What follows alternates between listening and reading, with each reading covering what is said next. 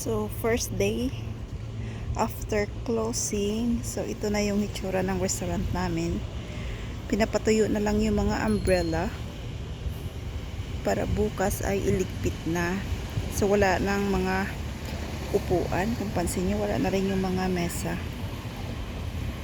So, bukas konti na lang din yung gagawin namin.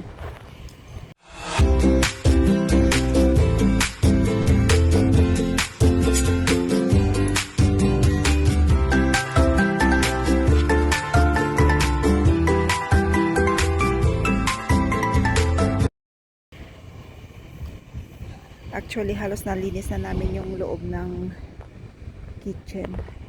So, konting paglilinis lang ng mga fridge.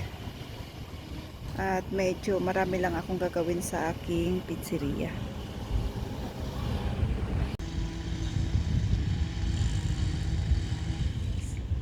At napakaganda ng sikat ng araw ngayon. It's 5 o'clock na. Kaya nakapaglinis kami ng mga umbrella.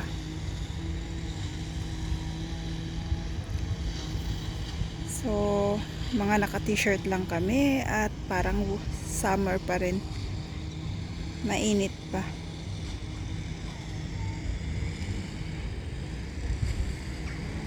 So, ito yung paligid ng restaurant namin.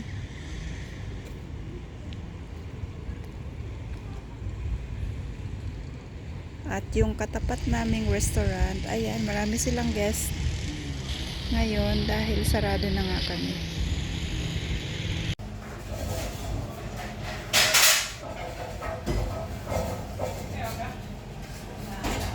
Marice, ja napić ciążkę.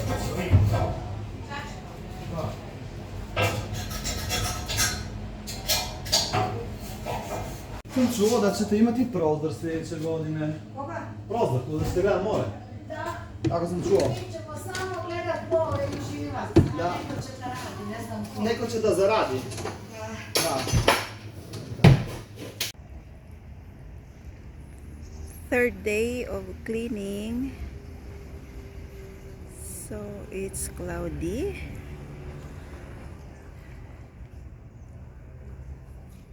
At ipakita ko lang sa inyo guys yung almost clean up na yung aming restaurant. So, ito yung front, yung terasa namin. At kung pansin nyo nga, mga nakahilera na yung mga tiles sa gilid. Nililigpit na. So, empty na lahat. Ayan, wala na talagang natitira. Yung mga ilaw, tanggal na din. So, finalize na lang kami ngayon ng paglilinis ng sahig. Floor na lang.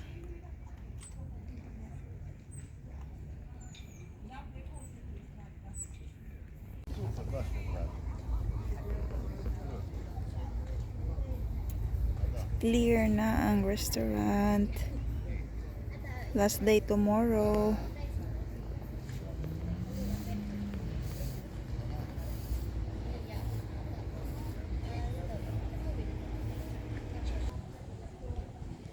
Ayan, natanggal na rin nila yung mga tiles at naka-arrange na. So, ito yung restaurant namin pag wala ng laman. So, finalize na lang kami ng cleaning tomorrow.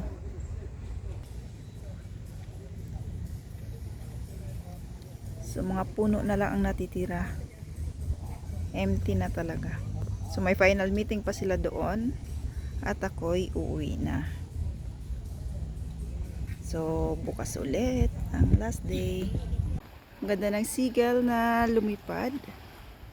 Ayan, ito yung sa likuran ng aming restaurant. May pagawaan dito ng bangka. So, yun, pansin nyo. Gumagawa sila. At meron ding nakaparadang bangka sa likuran ng restaurant namin.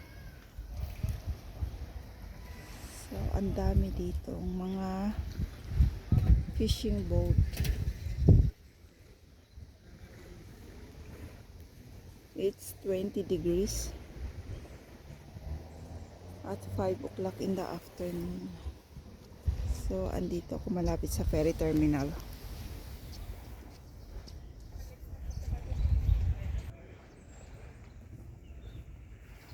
So, wala ganong mga pasahero ngayon. Kung pansin nyo, may mga rent a boat din dito sa area na to. At yun sa area na yan, park naman yan. Hanggang doon sa taas. Tapos ang paikot ay mga restaurant na. Hotel. Yun, mga hotel yun.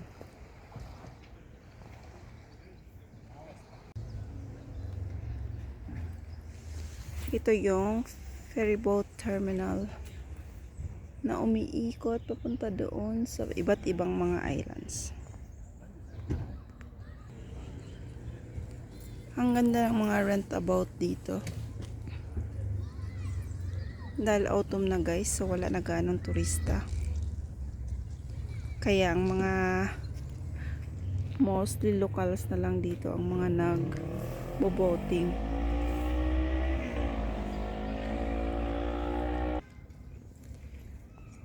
Pag summertime, sobrang daming tao dito sa area na to. Wala kang makikitang merong parking space na nakabakante. Lahat yan occupied.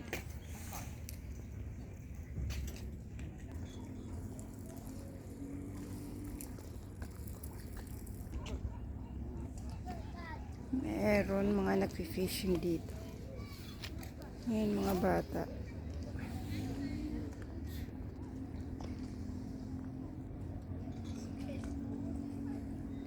So, napakatahimik ng lugar na ngayon.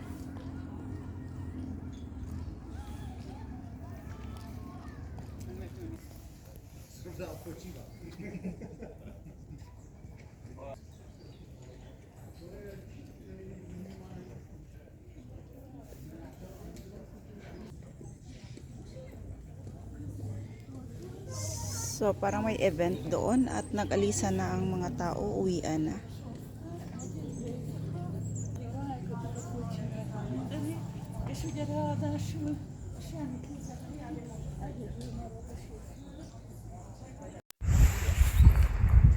And that's all for today mga kabistak. Thank you so much for watching.